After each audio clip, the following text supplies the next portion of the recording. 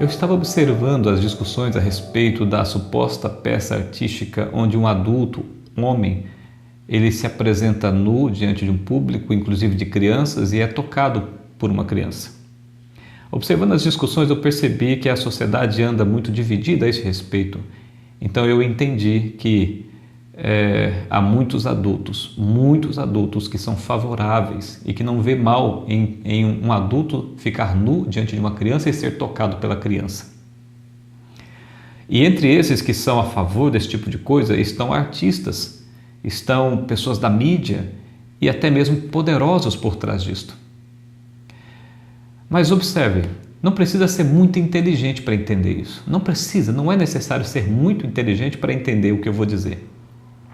A longo prazo, se a criança olhar para um adulto nu e pedindo que ela toque nele, mesmo que seja apenas nu, se essa criança não mais vê-lo como uma ameaça para si, eu pergunto, de que mais um pedófilo futuramente precisará para aliciar uma criança?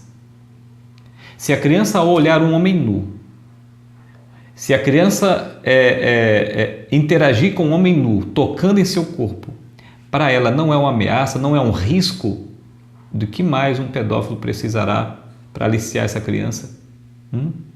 Uma vez que a sociedade atual, contemporânea, especialmente a mídia, especialmente os artistas e os poderosos, estão tentando transformar essa circunstância em algo normal dentro da concepção e da consciência de uma criança.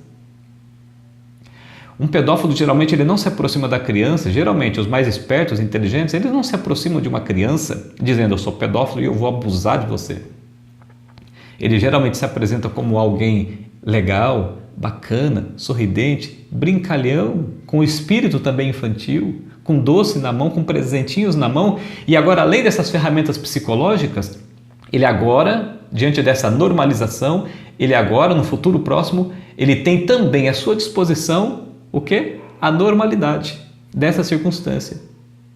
Ele não terá agora tantos obstáculos e dificuldades para se despir diante de uma criança, porque na concepção infantil, na consciência de uma criança, passa a ser completamente normal e até artístico se ela tocar nele.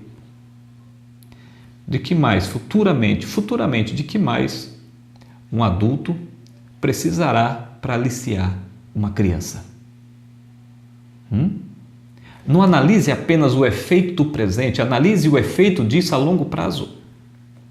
Não precisa ser muito inteligente para entender que, de fato, isso é um risco para o mundo infantil. Isso me faz lembrar de tempos antigos, onde tribos primitivas, por alguns motivos bem específicos e algumas das vezes até por uma causa maior, eles eram capazes de sacrificar crianças nos altares. Eu vejo que em nossos dias parece que os princípios primitivos estão se desaguando na sociedade contemporânea. E muitas das vezes por uma lógica maior, por uma ideologia maior, por um projeto maior, por uma ideologia, por uma bandeira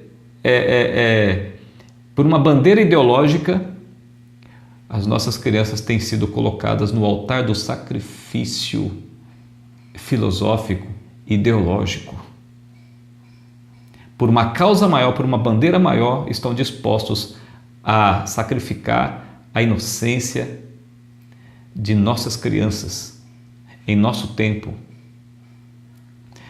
Eu recebi uma mensagem interessante nas redes sociais, onde o autor ele fala sobre a esquizofrenia social. E observe o interessante que ele escreveu. Ele fala, obviamente, da inversão de valores, da inversão, aquilo que é correto passa a ser errado, aquilo que é errado passa a ser certo e assim por diante. Observe, vivemos numa época onde querem que os padres se casem e que os casados se divorciem. Querem que os héteros tenham relacionamentos líquidos, sem compromisso, mas que os gays se casem na igreja. Que as mulheres tenham corpos masculinizados e se vistam como homens e assumam papéis masculinos, e que os homens se tornem delicados, com trejeitos, como se fossem mulheres.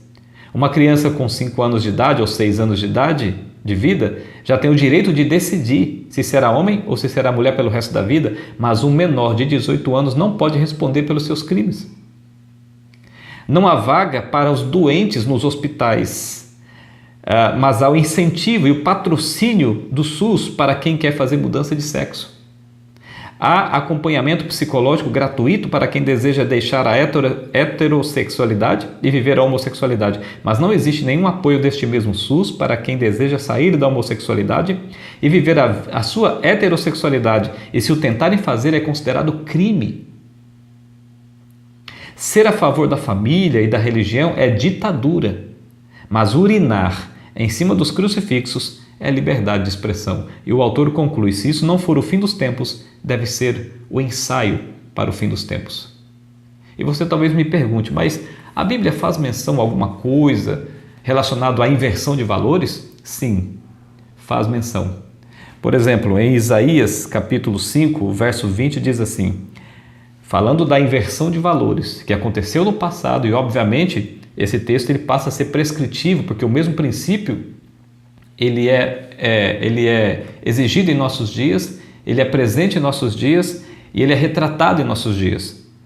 Ai dos que ao mal chamam bem e ao bem mal, que põem as trevas por luz e a luz por trevas, e o amargo por doce e o doce por amargo. A expressão ai é uma expressão de sentença, de juízo, de acerto de contas, ou seja, ai daqueles que chamam o bem de mal e que chamam as trevas de luz e luz de trevas.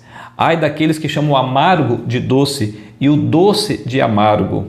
Ou seja, uma advertência incisiva para aqueles que invertem os valores, os princípios. E uma outra declaração bíblica profética que descreve a situação caótica do mundo nos dias finais é a de 2 Timóteo, capítulo 3, o verso 13. O apóstolo Paulo, ele escreveu: mas os homens maus e impostores irão de mal a pior, enganando e sendo enganados. A descrição de Paulo também, a exemplo de Isaías, ela é prescritiva. E o mesmo princípio pode ser extraído e as palavras dele ecoam nos dias finais ou nos dias em que nós estamos vivendo. E ele afirma claramente que os homens maus e impostores irão de mal a pior, enganando e sendo enganados. Um apelo que faço a você que é pai, a você que é mãe. Estejam mais próximos dos seus filhos. Cuidado com a televisão. Cuidado com aquilo que é ensinado através da mídia. Cuidado com aquilo que é ensinado na escola para os seus filhos. Procure estar atento ao conteúdo que os seus filhos estão trazendo das escolas. Você que é pai e mãe e que deseja proteger seus filhos, coloque os seus filhos nas escolas cristãs.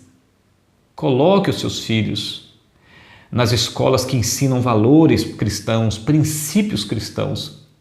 E eu indico, inclusive, a Escola Adventista, a Educação Adventista, que é uma das melhores instituições de ensino para os filhos da nossa geração na atualidade, no Brasil. Procure uma educação adventista, procure uma escola adventista.